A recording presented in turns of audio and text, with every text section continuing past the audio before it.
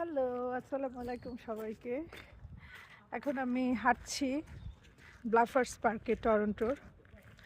তো এই যে পাশে লেক অন্টারিও, এর পাশ দিয়ে হাঁটছি। আমি আসলে প্রতিদিন বিকেলে চেষ্টা করি এক একটা নতুন জায়গায় গিয়ে হাঁটার, আর ভিডিও করি হাঁটতে হাঁটতে।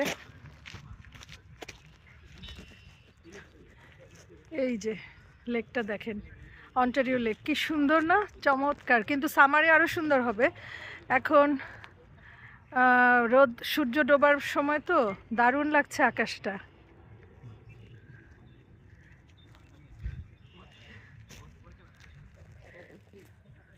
এটা আমার বাসার কত কিলোমিটার হবে, 15। এই দিকটা একটা গ্রসারি করতে এসেছিলাম একটা শপে, তো ওখান থেকে এটার পাশ থেকে এই লেকের কাছাকাছি দিয়ে যাচ্ছিলাম। তখন মনে হলো যে আজকে হাঁটার কাজটা এখানেই করে ফেলি, তাই হাঁটতে চলে আসলাম। এখানে সবাই বিকেলে হাঁটতে আসে। এই যে ওরা চা খাচ্ছে, কফি খাচ্ছে, অনেকে বসে বসে। এখানটায় পিকনিক হয়, খুব সুন্দর।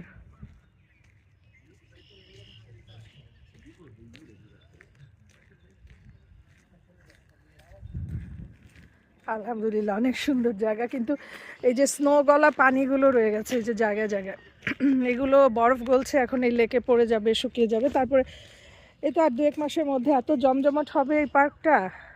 এগুলো সব পিকনিক স্পটস, মানে উইকেন্ডে তো এটা একদম ফুল থাকবে। এখানে বারবিকিউ হবে, এখানে অনেক ধরনের অ্যাক্টিভিটিস হবে। হ্যাঁ, বাচ্চারা বিভিন্ন রকম গেম খেলবে এখানে এসে।